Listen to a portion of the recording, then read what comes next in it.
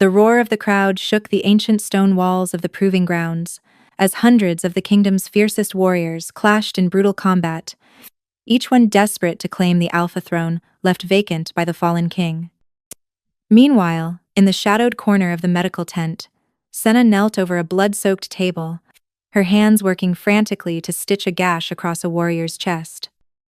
She had no lineage to boast, no combat prowess to display. She was merely a field medic from the conquered northern territories, destined only to mend the broken bodies of those who would never notice her. 2 more hours? Senna muttered under her breath, pressing gauze against the wound. Just 2 more hours until this bloodbath ends. The Proving Grounds tournament had been announced 3 weeks ago, immediately following King Aldrich's death in battle. The old king had died without naming a clear successor, and according to ancient law, the throne would be claimed through trial by combat. Hundreds had answered the call. Seasoned generals, noble-born warriors, mercenaries from distant lands, and ambitious upstarts hoping to seize power.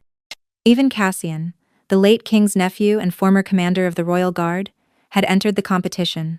The tournament had raged for days, and the medical tent had become Senna's entire world, an endless stream of broken bones, torn flesh, and shattered pride. She sat back on her heels, wiping sweat from her brow with the back of her hand, leaving a smear of someone else's blood across her copper skin. Her dark eyes traveled beyond the tent's opening to where the final 16 competitors were preparing for the next round. Among them stood Cassian, the favorite to win, a man whose reputation on the battlefield was matched only by his reputation in the bedchambers of half the noble houses in the kingdom. As if sensing her gaze, Cassian's steel-gray eyes suddenly locked with hers across the crowded grounds, and he offered that infuriating half-smile that made half the kingdom swoon. Senna scowled in response, and returned her attention to bandaging her patient. She was entirely immune to his charms. Or more importantly, entirely committed to appearing immune to his charms, which was far more achievable. As if being the strongest fighter in 7 kingdoms wasn't enough, Cassian had to be devastatingly attractive too, with his dark hair, sharp jaw, and those damn dimples that appeared when he grinned. Not that Senna noticed such things. She absolutely did not notice the way his laugh seemed to carry over the clash of steel, or how something warm and unwanted stirred in her chest whenever he looked her way. Tonight wasn't just about glory or power, per 5. The Council of Elders had made it clear whoever claimed the Alpha throne would need to unite the fractured kingdom, heal the wounds of recent wars, per stand, and restore stability. They needed a king who was not just a warrior, but a leader. Yet as Senna watched Cassian toy with his current opponent, barely breaking a sweat while the other man struggled to keep up, perhaps, she couldn't help but think that perhaps they needed someone who understood suffering, not just how to inflict it. "Medic!" a voice shouted, snapping her from her thoughts. "We need you at the Western Ring." Senna grabbed her medical kit and ran, leaving behind the blood-stained tent and the unsettling feeling that everything was about to change. Senna cursed under her breath as a fighter stumbled backward, nearly crushing her supply cart. His scent, sharp with aggression and testosterone, hit her before his shadow did. "Watch where you're standing, girl," Lord Varric growled, blood dripping from a cut above his eye. "To better dodge your incompetence, my lord." "Why else?" Senna replied sweetly, already pressing a clean cloth to his wound. Varric's face darkened with fury. "How dare you speak to past, Lord Varric?" A familiar voice cut through the tension like a blade through silk. "I believe the council is waiting for your next match." Senna didn't need to turn around to know who stood behind her. Cassian's presence was like a physical force, commanding and impossible to ignore. Varric retreated without another word, and Senna would have considered thanking Cassian for the intervention if he hadn't been so insufferably smug about it. "Well, well," Cassian said, stepping into her line of vision with that maddening grin. "Enjoying the tournament, Wildflower?" Senna pointedly ignored him, organizing her medical supplies with unnecessary precision. She hated that nickname. He'd started calling her that 2 years ago when he'd found her collecting medicinal herbs in the palace gardens, and he absolutely knew she despised it. That's why he never stopped. "That cut on your shoulder coming along as you'd hoped?" Cassian persisted, leaning against her supply table. As Senna continued her silence, She saw movement from the corner of her eye. The next thing she knew, Cassian had deliberately knocked over a bottle of antiseptic, the precious liquid pooling across her work surface. "Oh, how clumsy of me," he said with zero remorse in his voice. "Don't you have people to pummel?" Senna finally snapped. "Like the dozens of warriors who traveled across the continent just to lose to you? They're just not as entertaining as you," Cassian protested. "Besides, I can hardly ask them to stitch me up with such gentle hands, can I? Yet you can hardly keep those hands to yourself around every noble woman in the kingdom," Senna muttered, immediately regretting the words. His eyes gleamed with interest. "And does that bother you, Wildflower, Prophet? The only thing that bothers me is having to waste supplies on your reckless fighting style," she said instead, gesturing to the fresh bandage on his ribs from yesterday's match. "For someone who claims to hate watching me fight, you certainly pay close attention to every move I make," Cassian teased. "One might think you were worried about me." Senna flushed hot with embarrassment and anger. "I watch everyone fight. It's my job to anticipate injuries." "Commander Cassian," a voice interrupted. Lady Mirelle, from the western courts, appeared at his side, practically thrusting a water flask into his hands. Quote, "Please, allow me to bring you refreshment before your next match." Senna gaped at the woman, shocked by her utter lack of dignity. Cassian had ended whatever brief dalliance they'd shared months ago. Yet here she was, fawning over him like nothing had happened. Senna would never debase herself like that for any man, potential alpha king or not. "Wildflower," Cassian said, his eyes never leaving Senna's face as he accepted the flask. "Could you fetch me some of that willow bark tea? The one you make for pain?" Senna stood with a grunt. Fine. Maybe she would, but only because it was literally her job to tend to fighters. That was entirely different from Lady Mirelle's shameful display. Entirely. "Can you believe it?" Jory appeared beside her, nervously adjusting his apprentice robes. He was the youngest medic on staff, barely 18 and perpetually anxious. "Our next Alpha King being chosen tonight. Through combat, no less." "I really can't," Senna admitted, grinding the willow bark with more force than necessary. "Oh, aren't you even a little excited?" Jory nudged her. "Think of it a coronation, celebrations throughout the kingdom." Senna snorted. "That man can't keep his attention on anything for more than a few days. He's not about to lead a kingdom for a lifetime. Look at him, already sparring with someone new," she added, watching as Cassian engaged with his next opponent. "If you ask me, he only does it because he knows you're watching." The words came from Leora, the head healer's assistant, who had slipped in beside them with her usual knowing smile. "He does it because he's an arrogant warrior who needs everyone's worship," Senna shot back. She'd long ago realized that her indifference was the only thing keeping Cassian's attention. If she ever melted under that intense gaze like the others, he'd move on in an instant. And that was exactly what she should want, to be free of his irritating presence and foolish daydreams. And yet, when his eyes found hers across the grounds between matches, Senna knew she'd never stop challenging him. She couldn't bear the thought of those eyes never seeking hers again. 3 fighters left. Meles, the tournament master, announced as the sun began to set over the proving grounds. His voice carried across the bloodied arena through amplification crystals. "Commander Cassian, Commander Dren of the Eastern Legions, and Sir Gavril of House Thornwick. The final trial begins at nightfall." The final trial begins at nightfall.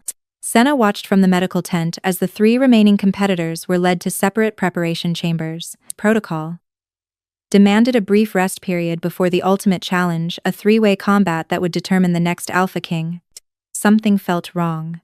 She couldn't place it exactly, but her instincts honed through years of reading bodies and detecting illness were screaming warnings. The air itself felt charged, heavy with more than just anticipation. "Senna," Jory called nervously. "Commander Cassian is requesting medical clearance before the final match. Standard protocol." She found Cassian in the fighter's preparation room, stripped to the waist, his torso a canvas of fresh bruises and half-healed cuts from the tournament. But something in his movements caught her attention, a slight tremor in his hands as he reached for his waterskin. A glassiness to his eyes that hadn't been there an hour ago. "Cassian," she said, using his name instead of a title for the first time in months. He looked up, surprise flickering across his face. "How do you feel?" Quote, "Ready to claim a throne," he said with his usual confidence. But his smile didn't quite reach his eyes. Senna stepped closer, her healer's instincts overriding everything else. "You're sweating, but your skin is cold. When did this start?" "Power. It's nothing." Just, his words slurred slightly. "Just nervous, I suppose." "You're never nervous," Senna stated flatly. She grabbed his wrist, feeling for his pulse. "Too fast. Too erratic. What did you eat? Drink? Who gave it to you?" "Wildflower. I'm fine." Cassian swayed, catching himself against the wall. His water skin slipped from suddenly limp fingers, clattering to the stone floor. "Cassian." Senna lunged forward, but she wasn't fast enough. He collapsed, and she barely managed to guide his fall, cushioning his head as they both went down. His weight drove her to her knees, his body going terrifyingly limp against hers. "Stay with me," she whispered, cradling his head in her lap, her fingers instinctively checking his pulse, his breathing. "Please, Cassian, stay with me." For a heartbeat, his gray eyes cleared. He looked up at her face with something like wonder, his hand lifting as if to touch her cheek. Then his arm fell, and his eyes rolled back. "Healer!" Senna screamed, her voice cracking with terror. "Lyora! Jory! Anyone!" The preparation chamber erupted into chaos. Guards rushed in. Tournament officials shouted conflicting orders, and someone was screaming about assassins and poison. "Pade, back away from Commander Cassian," a guard commanded, reaching for Senna's arm. "Don't be stupid, Marcus. It's me," she snapped, not taking her eyes off Cassian's too still face. "Sorry, Senna. Captain's orders." "Tell Captain Riven where he can shove his orders," she snarled. But more guards were already surrounding them, forming a protective barrier. Through the chaos, Senna heard Melis's voice, booming orders: "Seal the grounds. No one leaves. Summon the council." Competitors protested, nobles demanded answers, and someone was crying about the kingdom falling into chaos. None of it mattered. Senna's gaze stayed fixed on Cassian's face, her heart hammering against her ribs so hard she thought it might shatter. Her grandmother's training echoed in her mind. Observe, assess, act. She pressed 2 fingers to his neck, steady pulse, thank the gods. His forehead was cool but not dangerously so. No discoloration in his lips or under his nails. His breathing was even almost peaceful. He wasn't dying, he was sleeping. But this wasn't natural sleep. The sudden onset, the complete loss of consciousness, the timing right before the final match, this was deliberate. "Cassian," she whispered, squeezing his hand. "Can you hear me? Squeeze my fingers if you can." Nothing. Leora pushed through the crowd, her experienced eyes immediately scanning Cassian's condition. "What happened?" "He collapsed suddenly," Senna said, her voice steadier than she felt. "Disorientation, tremors, then complete loss of consciousness. But his vitals are stable. Too stable." Leora's expression darkened with understanding. "This isn't illness." "No," Senna agreed grimly. "This is magic." As Leora examined Cassian, Senna's eyes caught on the water skin that had fallen from his hand. She ducked past the guards and snatched it up, bringing it to her nose. Beneath the plain water's scent was something else, something floral and cloyingly sweet, with an underlying bitterness that made her wolf instincts recoil. Tracking scents was her gift, even if she'd never been allowed to join the King's Guard like she'd dreamed. King Aldrich had forbidden women from military service, claiming they were too weak for combat roles. By the time he died, Senna had already resigned herself to medicine, but no one in the kingdom could match her nose. She scanned the crowded chamber, her senses heightened, searching for that same sickly sweet smell. Her gaze landed on Lady Myrelle near the doorway, wringing her hands, her eyes wide with what looked like genuine distress. Their eyes met. Myrelle's widened further. "It was her," Senna shouted, pointing. "She poisoned him. Lady Myrelle gave him that water flask earlier." The chamber froze into shocked silence. It's not what you think," Myrelle cried, her voice rising in panic. "He's going to be fine. I can help him." Melee stepped forward, his weathered face carved into deep lines of fury. Wait, are you confessing to drugging Commander Cassian? Yes, Mirel blurted, then backpedaled frantically. No, well, not exactly. Not drugging. Just, not exactly? Captain Riven's hand went to his sword. Explain. Now. Senna seized Mirel by the shoulders, her legendary composure cracking. What does that mean? What did you do to him? Is he dying? He's sleeping. Leora's calm voice cut through the rising hysteria. The head healer looked up from her examination, her face grave. His body shows no signs of distress, no elevated heart rate, no labored breathing, no toxin response. This is enchanted sleep. Enchanted. Senna's mind reeled, quote, You used magic on him? During the tournament for the Alpha Throne? I didn't mean any harm, Mirel insisted, tears streaming down her face. I would never hurt him. I love him. The words hit Senna like a physical blow, sharp and unexpected. Love? She heard herself say, her voice dangerous and low. You drugged him at the most important moment of his life, and you call that love? My intentions were pure, Mirel protested, her voice taking on a desperate edge. Driven only by the deepest devotion. The very idea that this woman could speak of love after what she'd done made Senna's wolf want to tear through the tent and into the night, screaming. All right, Malus interrupted, stepping between them before Senna could do something she'd regret. Par. Lady Mirel, perhaps you could explain why you administered an enchanted sleeping spell to the tournament's leading competitor?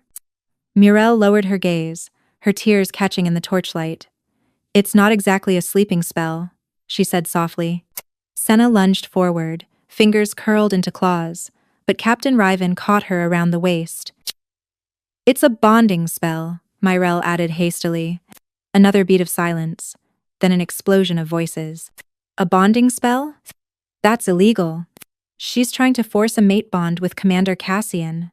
The last accusation came from Commander Dren, who pointed at Mirel with the outrage of a competitor who just realized he might win by default.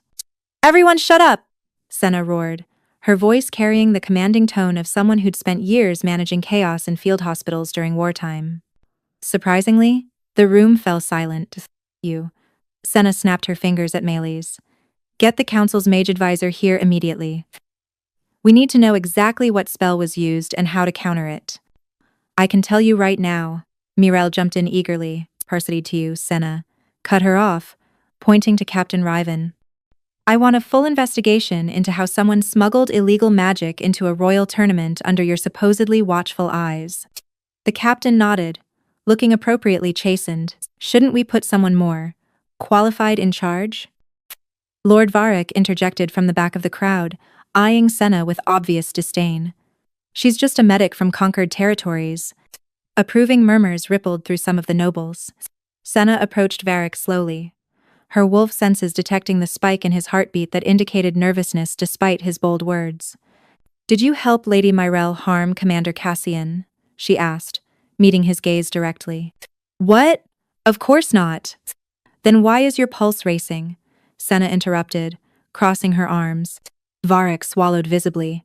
I merely meant that surely Commander Cassian would prefer someone of proper station to handle his affairs. You'd be surprised, Jory muttered under his breath. Malus sighed heavily, pulling Senna aside as the crowd's murmurs grew louder. He has a point, he whispered when she approached. Not about your competence. Gods know you're probably the most capable person in this entire grounds. But think of how this looks in front of the other competitors, the noble houses, the foreign delegations. You're not nobility. You're not part of the tournament structure. We have enough of a crisis without adding fuel to political fires. Senna clenched her jaw, hating that he was right. This was already unprecedented. A tournament interrupted. The leading competitor incapacitated. Accusations of magical interference. Having a medic from conquered territories apparently in charge would only create more problems. Fine, she said tightly. But I'm not leaving his side. I'll tell you everything. Mirel interjected, her voice carrying across the chamber. Everything about the spell, including how to wake him. Senna's head snapped toward her. How to wake him? You mean he won't just wake naturally when the spell wears off? Another long, terrible silence fell over the room. Well, not exactly, Mirel admitted, her confidence wavering. Senna screamed and lunged for her again, only Captain Riven's quick reflexes preventing her from reaching the noblewoman. But it's going to be fine, Myrelle insisted, backing away slightly. Really, this is a bonding spell, so Commander Cassian will wake through an act of true connection, power fin. When her announcement was met with blank stares, she clarified, he must be kissed by the woman he's destined to bond with, his true mate. Senna's stomach dropped to her feet. His true mate, she repeated slowly, the words feeling like broken glass in her mouth.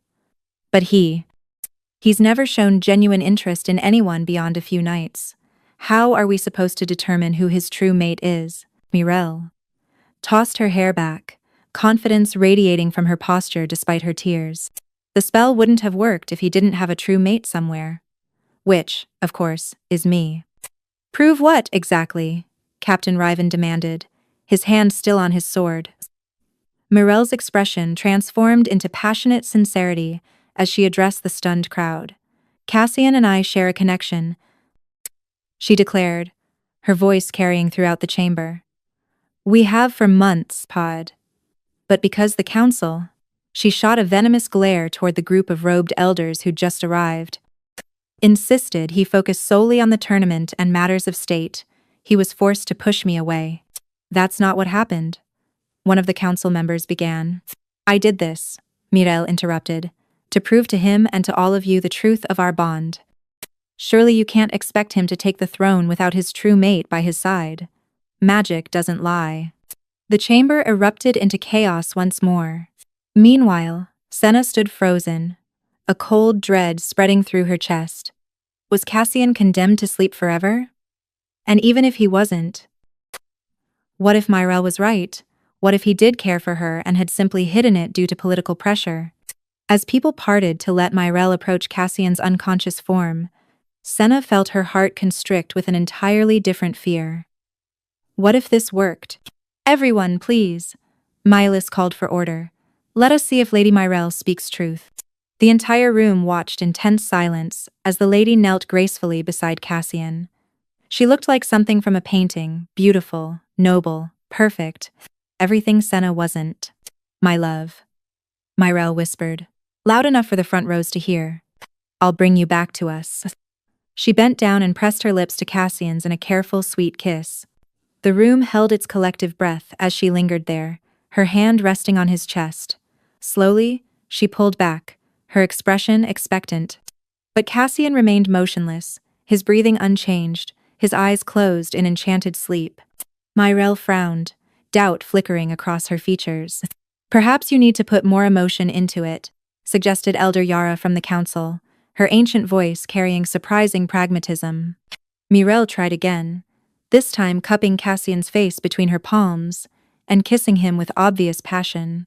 When she pulled away, he was as deeply asleep as before. A ripple of murmurs passed through the crowd while Senna, who had been holding her breath without realizing it, slowly exhaled. Relief warred with confusion in her chest.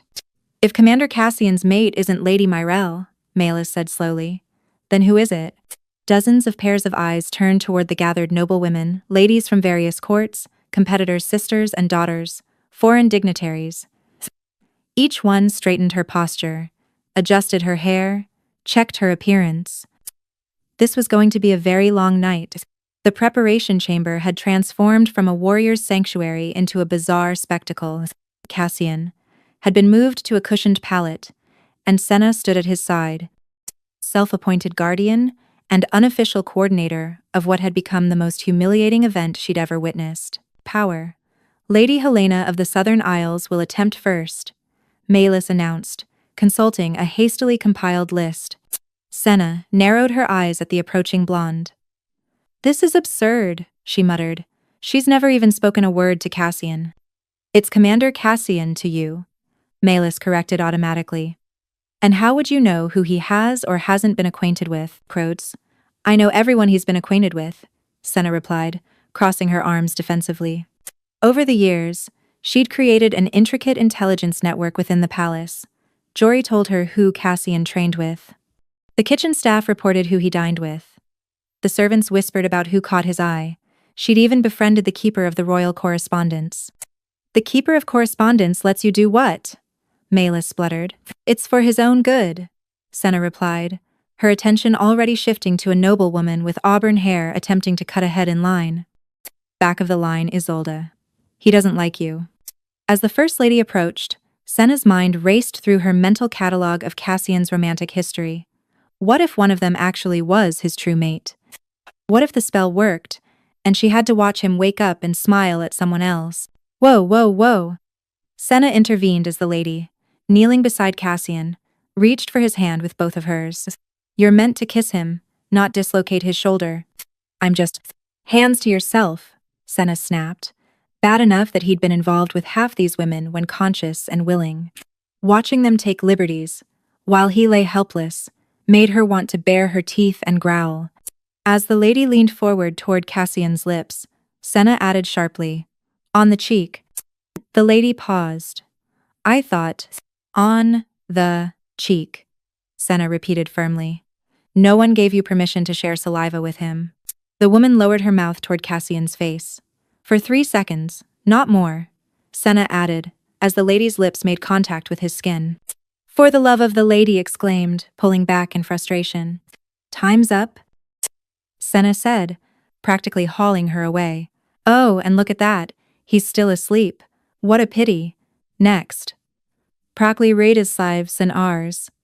And so it continued, lady after lady, noblewoman after noblewoman.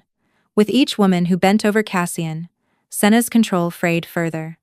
No touching his hair, she barked as a duchess's fingers drifted too close to his dark locks. The panic was driving her mad. What if they never found the right woman? What if Cassian remained in this enchanted sleep forever? Or worse, what if Cassian's heart belonged to someone they hadn't considered? A memory surfaced. One Senna hated remembering. A conversation she'd overheard 3 years ago, between Cassian and King Aldrich. She'd been bringing medical supplies to the king's private quarters, when raised voices from the study made her pause. Is this a joke? King Aldrich had demanded. A common girl from conquered territories with no noble blood, no political value, no strategic advantage? I am Mariety. So did he stay, and he will say. There is nothing common about her, Cassian had replied, his voice raw with emotion Senna had never heard before. She's brilliant, compassionate, stronger than half my warriors, quote. She's a healer, the king had interrupted with disgust. Not even a proper wolf warrior, just someone who patches up the wounded. She means everything to me, Cassian had said, and his tone he'd been serious then. Senna had known just from that tone, and it had pierced her heart. Because everyone in the palace knew about Cassian's relationship with Bryn, a beautiful apprentice healer who'd worked in the medical tents during the northern campaigns. You're an embarrassment, King Aldrich had snapped, and I swear, if you don't abandon this foolish notion of bonding with her, I'll have her transferred to the remotest outpost in the kingdom, where you'll never see her again. Shortly after that overheard conversation, Bryn had been sent to the eastern mountain fortress, and Cassian had changed. His easy confidence had hardened into something more reckless. His focused determination had taken on an edge of cynicism, and he'd begun bringing home a parade of noble women, none lasting more than a week. What if all this time, all these women, had just been his attempt to forget about her, about Bryn? That's the last one, Maelys announced, checking his list as the final noblewoman stepped away from Cassian. Every eligible woman present has attempted to wake Commander Cassian. A heavy silence fell over the chamber, as all eyes turned to Cassian, who remained as peacefully asleep as before. Well, what do we do now? Someone asked. Senna's throat tightened. I think, she said slowly, forcing the words out, I might know who his true mate is. Several heads turned her way. Finally, Captain Riven sighed in relief. I was wondering when you'd… I think it's Bryn, Senna said, the name tasting like ash in her mouth. The healer who served during the northern campaigns 3 years ago, Power and Harity. The council members exchanged uncomfortable glances, clearly remembering the incident. It's worth trying, Maelys said finally. We can send riders to the eastern mountain fortress immediately. Senna nodded, her heart like lead in her chest. I'll draft the message myself. If bringing Bryn back meant saving Cassian, then she would do it, even if it destroyed her in the process. The wait was excruciating. Senna refused to leave the preparation chamber, maintaining a vigil beside Cassian's unconscious form, while the tournament grounds buzzed with speculation and chaos. Council. The council had postponed the final match indefinitely. The other two competitors, Commander Dren and Sir Gavril, were being held in comfortable quarters but essentially under guard until the situation resolved. 12 hours after the riders departed, they returned with Bryn. Senna watched from her position beside Cassian as the healer entered, escorted by guards and council members. Bryn was still pretty in that delicate, ethereal way. Silver blonde hair, pale blue eyes, graceful movements. Everything Senna wasn't. "Thank you for coming so quickly," Malis said formally. Bryn's eyes swept the chamber before landing on Cassian's still form, and something like genuine concern crossed her face. What happened to him? Senna found herself explaining the situation, the bonding spell, the requirement for a true mate's kiss, why they'd thought of her. Me? Bryn looked genuinely shocked. You think I'm his true mate? We have reason to believe Commander Cassian had strong feelings for you, Elder Yara said carefully. 3 years ago.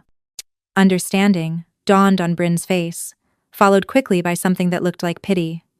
Oh no. You thought, she looked at Senna. You overheard the argument with King Aldrich, didn't you? Senna nodded stiffly.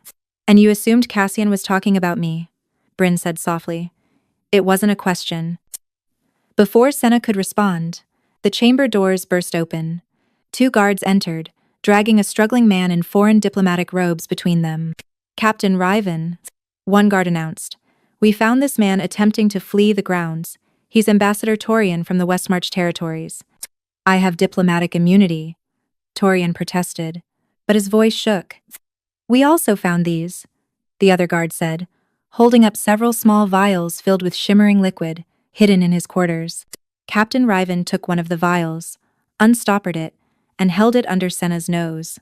The sickly sweet scent was unmistakable, the same as what had been in Cassian's water. Talk, the captain commanded. Now, Torian's composure crumbled under the weight of hostile stares. I was following orders, he finally said. From Princess Katerina of Westmarch. She, Commander Cassian, rejected her advances last year, publicly, in front of her entire court. He rejected many people, Malis said flatly. That hardly justifies this. You don't understand, Torian continued, his words coming faster now. Princess Katerina wasn't just rejected. She'd fallen in love with him after seeing him compete in the grand tournament. She wrote him letters, sent gifts, even traveled here to meet him. And he laughed. He told her he could never bond with someone he didn't respect as an equal warrior. Senna's stomach twisted. That sounded exactly like something Cassian would say. Her father, our king, was humiliated, Torian went on. His daughter heartbroken, his kingdom's pride wounded. And for what? So Cassian could continue his dalliances with anyone who caught his eye? So he could compete for the Alpha throne without any real attachments? So you decided to incapacitate him during the most important trial of his life? Elder Yara's voice was ice. We decided to teach him a lesson, Torian corrected, about what it means to truly care for someone. Maelys stepped forward. Explain. Torian looked at Mirelle, who'd been standing quietly in the corner. Lady Mirelle was easy to manipulate. She genuinely believed Cassian cared for her, that he'd sent her away due to political pressure. I simply encouraged those beliefs and provided the means to prove their bond. The spell, Senna said slowly, pieces falling into place, wasn't designed to prove Commander Cassian loved someone, Torian finished. It was designed to prove whether anyone truly loved him. Now, a heavy silence fell over the chamber. You mean, Leora said slowly, that to wake him with an act of true bonding, the person kissing him would have to truly love Commander Cassian? Not the other way around? Precisely, Torian said, looking pleased despite his predicament. And as we've all witnessed tonight, none of these noble women do. They love the idea of being queen, of bonding with a powerful warrior, of the status and security he represents, but none of them love him. So you've essentially murdered him, Captain Riven growled. We have not, Torian assured him hastily, real fear entering his voice for the first time. The spell is temporary. If no one breaks it, he'll wake naturally in 2 months. Perfectly healthy, just. Aware of how little he means to anyone. 2 months. Long enough for the kingdom to fall into chaos without a clear leader. Long enough for Cassian to wake to public humiliation. It was clever. Low risk, high stakes, perfectly designed to wound without killing. Unless... The word hung in the air like bait. Unless what? Melis demanded. Unless someone who truly loves him kisses him before then, Torian said. Of course, given what we've witnessed tonight, that seems unlikely. Unless. His eyes drifted toward Senna with calculating interest. Don't, she said flatly. Don't what? Don't suggest that the healer who's barely left his side, who knows his every habit and preference, who created an entire intelligence network just to keep track of him, might harbor feelings beyond professional duty. Senna felt every eye in the chamber turn toward her. Her face burned hot with embarrassment and anger. That's absurd, she said, but her voice shook. Is it? Torian pressed. Then prove it. Kiss him. Show everyone that you're just a dedicated healer with no personal attachment. This is ridiculous, Senna protested. I'm not part of this circus. Senna, Bryn said gently, and something in her tone made Senna look at her. The other healer's eyes were kind, knowing. You didn't let me finish earlier. The argument you overheard, Cassian wasn't talking about me. The world seemed to tilt sideways. What? Senna whispered. He was talking about you, Bryn said simply. It was always you. No, Senna said immediately, taking a step backward. That's not it, can't be. It was always you, Bryn repeated patiently. The healer from conquered territories King Aldrich was so furious about? The woman Cassian wanted to bond with despite the political complications? That was you, Senna. But you and he, the rumors, started deliberately, Bryn said. Cassian asked me to help him. He wanted to test his father's reaction without putting you at risk. I agreed because... She smiled sadly. Because even I could see how much he loved you. How he still loves you. Senna shook her head, refusing to accept it. He doesn't love me. He's never said anything. Never indicated. Oh, for the love of the gods, Jory burst out, his usual nervousness replaced by exasperation. Everyone knows, everyone except apparently you. The poor thing is scared, Leora observed gently. After years of watching him with other women, thinking he'd never see her as anything but a medic, she's terrified of being wrong. I am not scared, Senna snapped, but her hands were shaking. My dear Elder Yara said, her ancient voice surprisingly soft. I've been observing the two of you for 3 years. Since King Aldrich died and Cassian could have pursued you openly, do you know why he didn't? Senna couldn't speak, couldn't breathe, because you'd built walls so high around your heart that he didn't know how to reach you. Yara continued. Every time he tried to get close, you pushed him away, mocked him, treated him with disdain. He thought you despised him. However, I was protecting myself, Senna whispered. From what? From this. The words burst out of her. From hoping and being disappointed. From loving someone who could never truly choose me. I'm a healer from conquered lands, a woman who couldn't even join the king's guard because the old king thought I was too weak. What could someone like me possibly offer the greatest warrior in 7 kingdoms? The man who's about to become Alpha King? The truth spilled out of her like poison from a wound. He flirts with everyone. He beds noble women and princesses and warriors who are his equals. Beautiful, powerful women with titles and lands and strategic value. What am I next to that? Patches.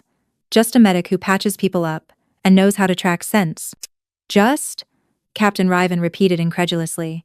Senna, you've saved more lives than most of us have taken in battle. You've developed new healing techniques that are being taught across the kingdom. You have the respect of every warrior who's ever been under your care. And Cassian doesn't care about titles or lands, Bryn added. He never has. He cares about strength, real strength. The kind that faces death every day and still chooses compassion. The kind that challenges him and pushes back and refuses to be impressed by his reputation. Senna said, her voice breaking. Why didn't he just tell me? He's the strongest warrior alive. What was stopping him? You were, Melis said bluntly. Every time he tried to be sincere, you mocked him. Every time he sought you out, you pushed him away. Every time he looked at you with something real in his eyes, you turned your back. What was he supposed to think? Senna felt tears burning behind her eyes. I thought he was playing with me, like he played with everyone else. He paraded those women around to make you jealous, promesses, Leora said. It was obvious to everyone but you. He wanted you to care, to show some sign that his attention mattered to you. Of course it mattered, Senna whispered. It destroyed me every time. Then kiss him, Elder Yara said simply. If there's even a chance you can save him, why wouldn't you try? Because if she kissed him and it didn't work, then she'd have to face the truth that her love wasn't enough. That even loving him with everything she had couldn't bridge the gap between what she was and what he needed. And if it did work, if she kissed him and he woke up, then everyone would know. Her carefully guarded secret, the feelings she'd hidden for years, would be exposed for all to see. I can't, she said. I can't do this. You can, Jory said firmly. You're the bravest person I know, Senna. You've faced down battlefield wounds that would make most healers faint.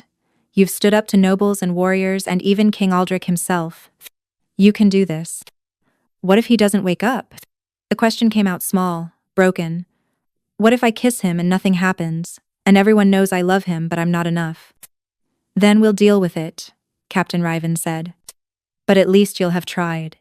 Senna looked at Cassian's peaceful face, memorizing every detail. The strong line of his jaw, the dark lashes against his cheeks. The small scar above his left eyebrow from a training accident when they were younger. She thought about all the times she'd imagined kissing him. Late at night, when she was alone, when she could admit in the darkness what she'd never say in daylight. How many times had she dreamed of this moment, only to wake with the bitter taste of impossibility on her tongue? As long as she never tried, she could still hope. She could still tell herself that maybe, just maybe, he cared for her too. But if she tried and failed, even that small hope would die. Fine, she heard herself say. I'll do it. She took a step toward Cassian. Then another. Her heart was hammering so hard she thought it might burst through her ribs. She knelt beside him, looking down at his face. In sleep, he looked younger, vulnerable. The arrogant mask was gone, leaving only the boy who'd once shared his field rations with her during the Northern Campaign. Who'd stayed up all night beside her when her grandmother died. Who'd argued with his father for the right to choose his own mate. Senna leaned forward, her lips inches from his. The door burst open. Princess Katerina has arrived from Westmarch, a guard announced breathlessly. She's demanding to see Commander Cassian immediately. Senna jerked back from Cassian as if burned, and Captain Riven unleashed a string of curses that would have made even the most hardened warrior blush. Princess Katerina has what? Maelis demanded. She's here, the guard repeated, looking apologetic. With a full diplomatic escort, she says she's come to fulfill the terms of the spell. Torian's face went pale. She wasn't supposed to, this wasn't part of the plan. Let me guess, Elder Yara said dryly. Princess Katerina was supposed to arrive after Cassian woke naturally in 2 months, humiliated and alone, making her generous offer to accept him despite his public embarrassment? The ambassador's silence was answer enough. Well, Senna said, standing abruptly and brushing off her knees with forced brightness. That's convenient timing. Let her in. Senna. Bryn started. No, really, Senna interrupted, her walls slamming back into place. A princess from a powerful kingdom who actually loves him? Sounds perfect. Problem solved. You can't be serious, Jory protested. Why not? I'm just a medic. This is clearly above my station. The bitterness in her voice was impossible to hide. Before anyone could argue further, the doors opened again, and Princess Katerina swept in. She was stunning, tall and regal, with dark hair and amber eyes, wearing armor that managed to be both functional and elegant. A warrior princess, exactly the kind of equal Cassian had always claimed to want. Senna felt something crack in her chest. Commander Cassian, Katerina said, her voice catching as she saw him unconscious. Whatever Senna had expected, it wasn't the genuine anguish that crossed the princess's face. What have they done to you? She rushed to his side, and Senna found herself stepping back, making room. Because of course, this beautiful, powerful warrior princess was the answer. Of course Senna had been fooling herself. Your Highness, Malus said carefully, we've been informed about the spell's nature. If you truly— I know what's required, Katerina interrupted. She knelt beside Cassian, her hand hovering over his face with surprising tenderness. I know he rejected me. I know he probably doesn't even remember my name. Her voice dropped to a whisper. But I've loved him since I first saw him fight. The way he moves, like violence and grace combined. The way he laughs. The way he treats everyone highborn or low, with the same respect if they earn it. Senna's vision blurred with tears she refused to shed. I wrote him letters he never answered, Katerina continued. I sent gifts he returned. I traveled here and he told me I wasn't his equal, because I led with my title instead of my sword. She laughed bitterly. He was right. I expected him to be impressed by my crown. He wasn't. She leaned closer to Cassian, and Senna forced herself to watch. This was good. This was right. A warrior princess who truly loved him, who could rule beside him, who could give him everything Senna never could. Katerina pressed her lips to Cassian's. Senna held her breath, waiting for the moment when he would wake, when his eyes would open and find the princess leaning over him, when her worst fears would be confirmed. Seconds ticked by. Katerina pulled back slowly, confusion flickering across her face. Cassian remained perfectly still, trapped in his enchanted sleep. I don't understand, Katerina whispered. I do love him. I know I do. Perhaps? Leora said gently, you love the idea of him, the warrior, the legend, the challenge.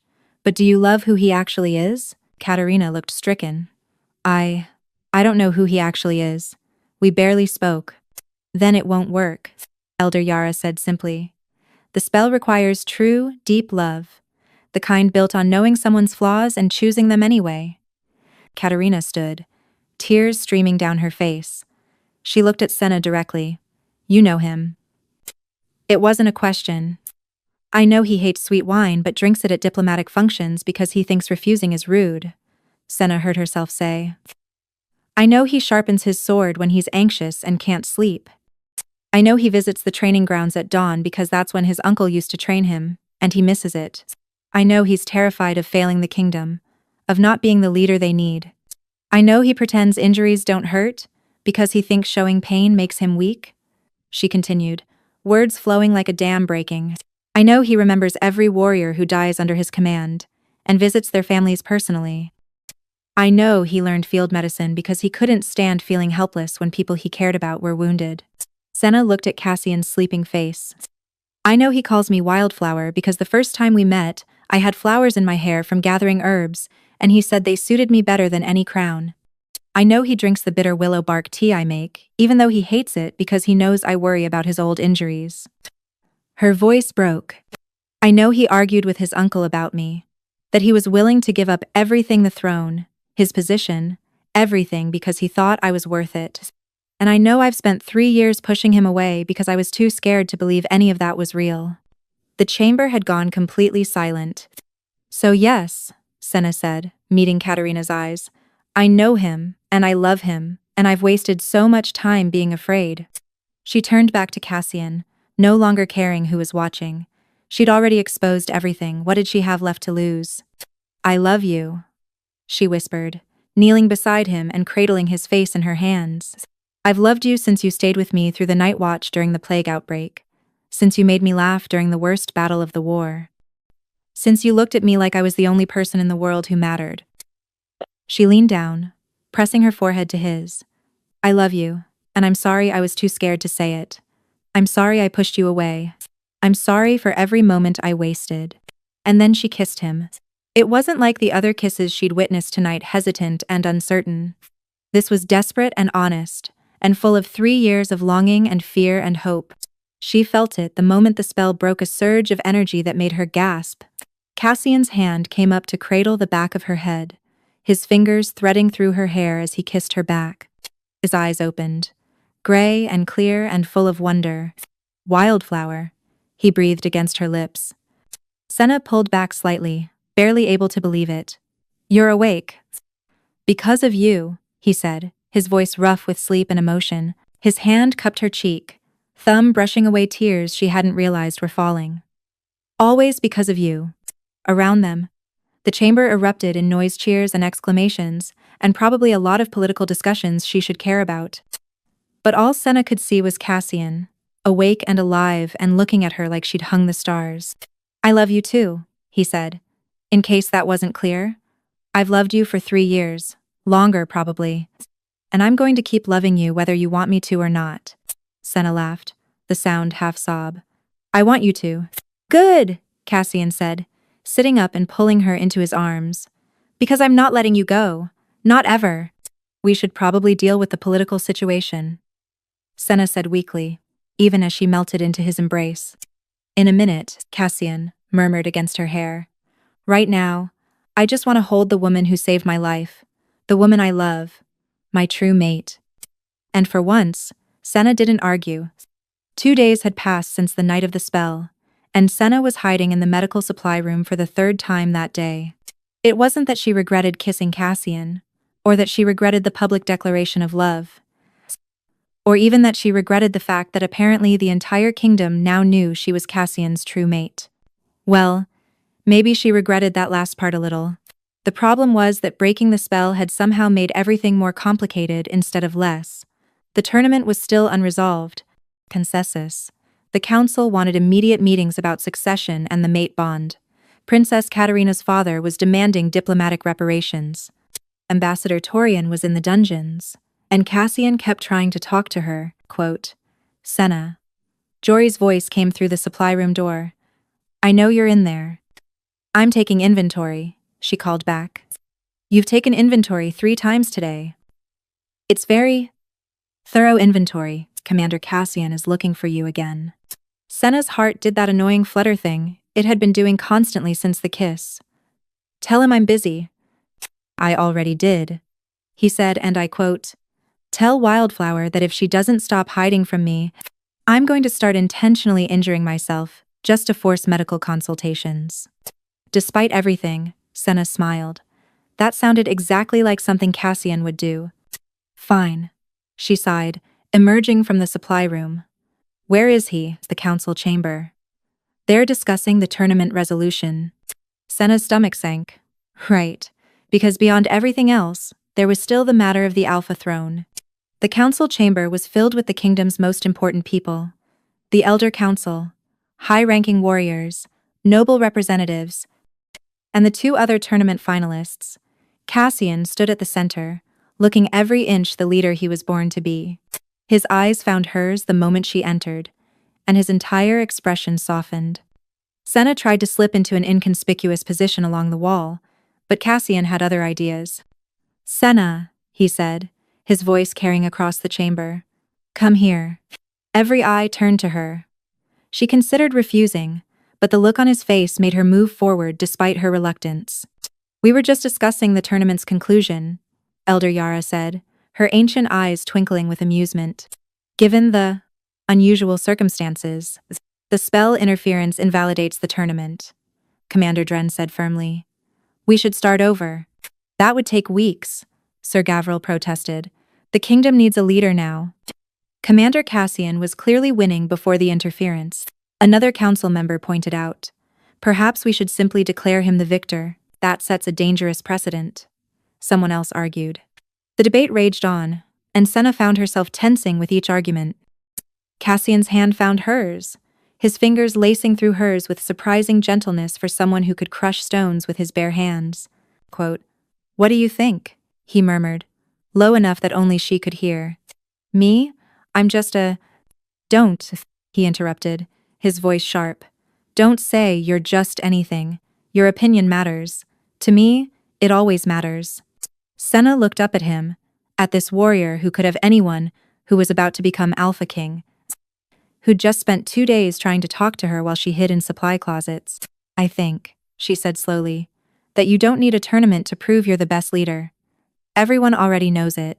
You just need to prove you want it. Cassian smiled, that real smile that made her heart stutter. He turned to the council.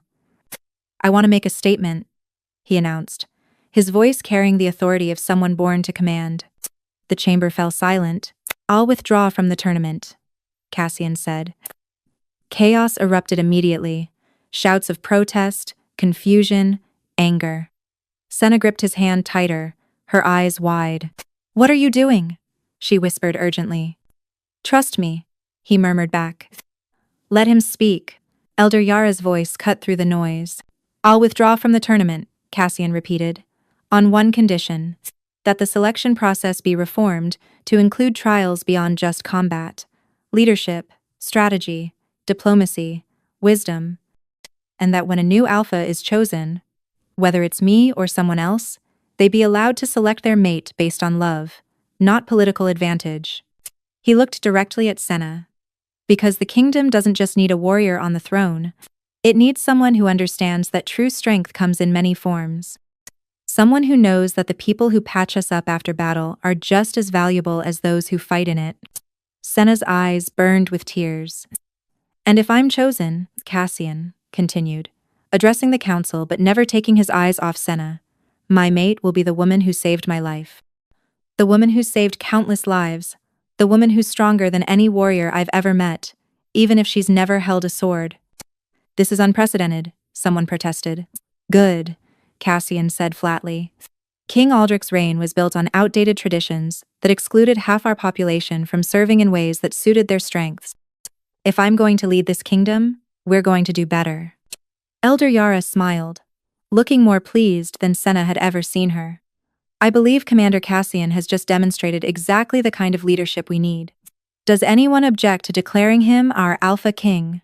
Commander Dren stepped forward. I withdraw my claim. Commander Cassian has my support. And mine, Sir Gavril added. One by one, the others voiced their agreement. Then it's settled, Elder Yara declared. We have our new Alpha King. And apparently, she added with a pointed look at Senna, our new queen. Senna's knees went weak. Wait, what? Did I forget to mention that part? Malice? Cassian asked innocently, though his eyes danced with mischief. Sorry, Wildflower. You're stuck with me now. After the council session, Cassian practically dragged Senna to the royal gardens, away from prying eyes and political discussions. Pertwere. We need to talk, he said firmly. Persis. You just made me a queen in front of the entire council without asking. Senna shot back. I think we're past talking. Then let me explain, Cassian said, turning to face her. Please.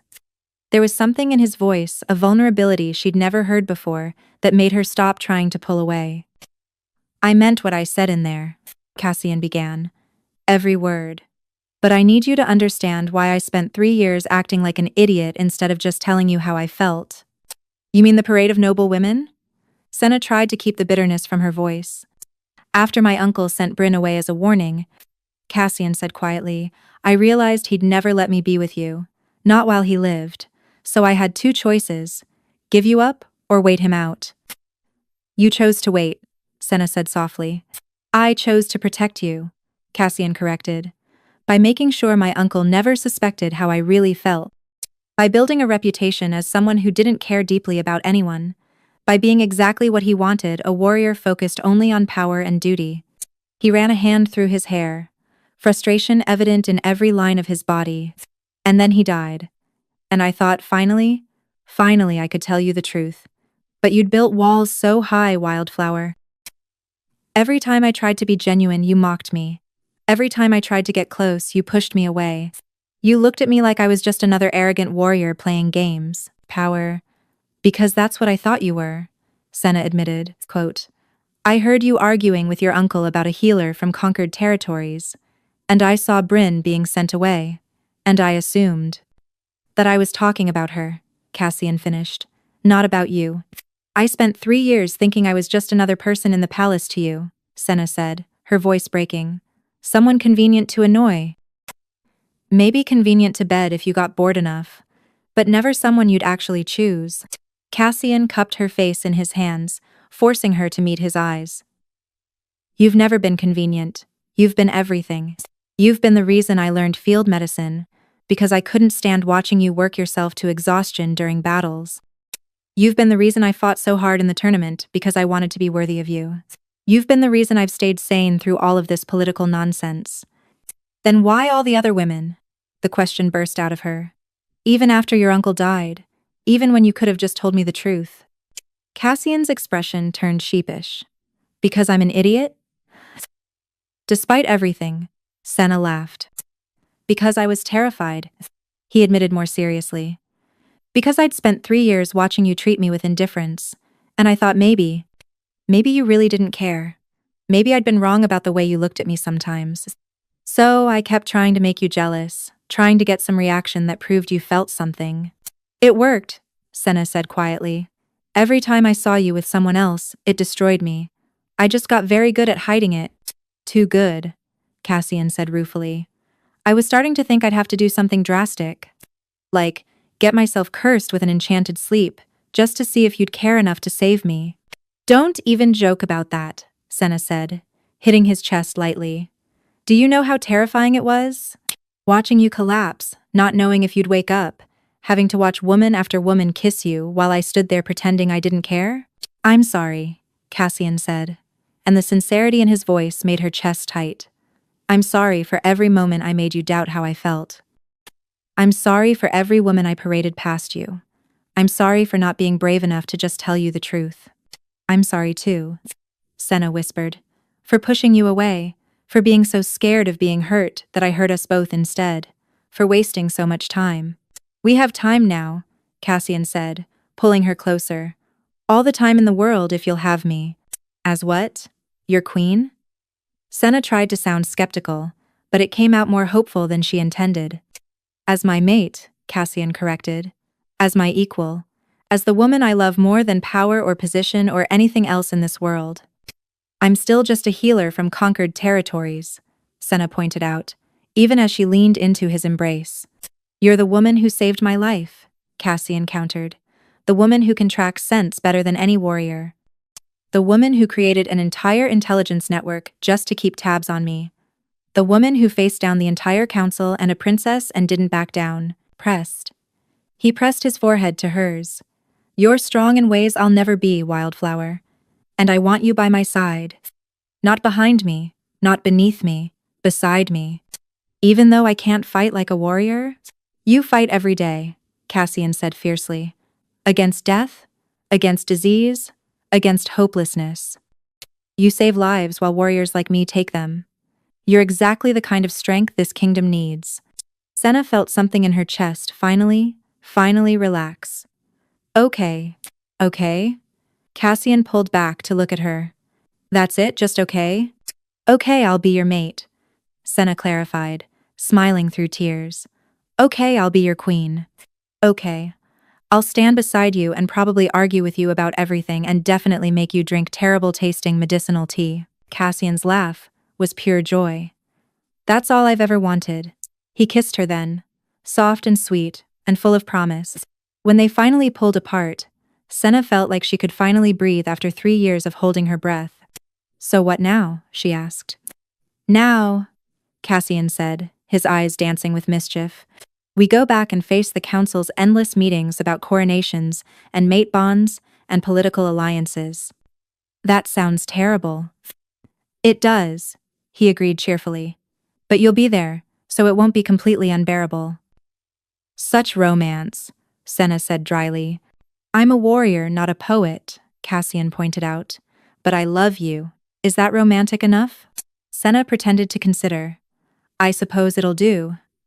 Just it'll do? Cassian demanded in mock outrage. Kind. Senna laughed. I love you too. Happy? Ecstatic? Cassian said, kissing her again. Though I'll be happier once we're officially mated and I can keep you from hiding in supply closets. I was taking inventory. 3 times a day? Quote. It was very thorough inventory. Senna defended weakly. Cassian just pulled her closer, and for the first time in 3 years, Senna let herself relax completely into his embrace. No more hiding, no more walls.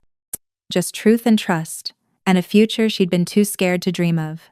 Come on, Cassian said finally. We have a kingdom to run. We? Senna raised an eyebrow. We, Cassian confirmed. I'm not doing this without you.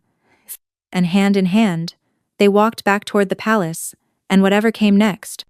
3 months later, Queen Senna of the United Territories stood on the palace balcony, watching the sunrise paint the kingdom in shades of gold and amber. Strong arms wrapped around her from behind, and she leaned back against her mate's chest with a contented sigh. Any regrets, Wildflower? Cassian murmured, pressing a kiss to the sensitive spot just below her ear. Quote, just one, she replied thoughtfully. She felt him tense slightly. What's that? Turning in his arms, Senna gave him a mischievous smile. I rather miss having the authority to order you to clean up your own messes. Now you're an alpha king, you have servants for that. Cassian laughed, the sound rich and warm and filled with joy, as if being queen has stopped you from ordering me around. True, she conceded, rising on her toes to brush her lips against his. Some things never change. And some things, he whispered, pulling her closer, change for the better. As their lips met again, Senna silently agreed. The past 3 months had been a whirlwind, a coronation ceremony, where she'd officially been named not just queen but also royal chief healer, establishing new protocols for medical training, reforming the guard to include women in all positions based on merit, navigating diplomatic relationships with kingdoms who weren't sure what to make of a commoner-born queen. It had been exhausting and exhilarating and occasionally terrifying. But through it all, Cassian had been beside her. Not above her or ahead of her, but truly beside her, asking her opinion, valuing her insight, supporting her decisions, even when the council disagreed. What are you thinking about? Cassian asked, pulling back to study her face. About how far we've come, Senna said. 3 months ago, I was hiding in supply closets. Now I'm implementing kingdom-wide medical reforms and apparently attending diplomatic banquets. You hate diplomatic banquets, Cassian observed accurately. I really do, Senna agreed. All that fake politeness and careful conversations. We could skip tonight's banquet, Cassian suggested hopefully. Claim you have urgent medical duties. We cannot skip the banquet honoring Princess Katarina's diplomatic visit, Senna said firmly, even as she was tempted. Especially since she's been remarkably gracious about the whole situation. Indeed, Princess Katarina had surprised everyone by becoming one of Senna's strongest allies. After the spell incident, she'd stayed for several weeks, and she and Senna had developed an unlikely friendship. Katarina admitted she'd learned important lessons about the difference between loving an idea and loving a person, and she was now focused on finding a mate who actually knew and valued her. Fine, Cassian sighed dramatically, but I'm claiming at least 3 dances with you. Only 3? Senna teased. I suppose I could manage 4, maybe 5. Actually, forget it, you're spending the entire evening with me. People will talk. People are always talking, Cassian pointed out. We might as well give them something interesting to discuss. Senna laughed, the sound carrying across the palace gardens. This being able to laugh freely, to tease and be teased, to love openly without fear, was worth every difficult moment, Cassian, she said more seriously. Thank you. For what? For waiting, Senna said. For not giving up when I was too scared to let you in. For arguing with your uncle, even when you thought I'd never know. For seeing me as an equal when I couldn't see it myself, Cassian cupped her face in his hands, his gray eyes intense. You saved my life, Wildflower. Not just with that kiss, but long before.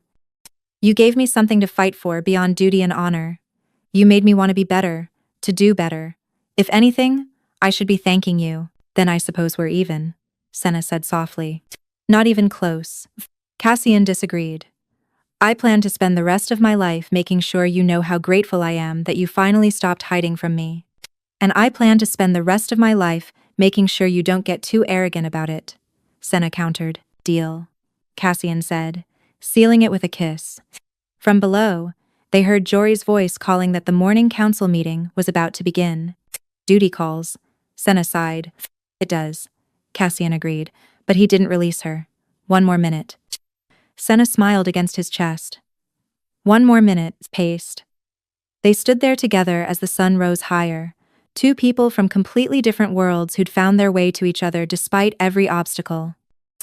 A warrior king and a healer queen, united not by politics or duty, but by a love that had survived misunderstanding, fear, and even magic itself. Below them, the kingdom was waking markets, opening, training grounds filling with new recruits, including women. Senna noted with satisfaction. Healers beginning their rounds in the newly expanded medical facilities. A kingdom slowly changing, slowly healing, slowly becoming something better. Ready? Cassian asked finally. Ready, Senna confirmed. Hand in hand, they walked back inside to face whatever challenges the day would bring. Together. As they disappeared through the balcony doors, the sunrise continued its steady climb, painting the kingdom in light and promise and hope for tomorrow. Some things did change for the better after all.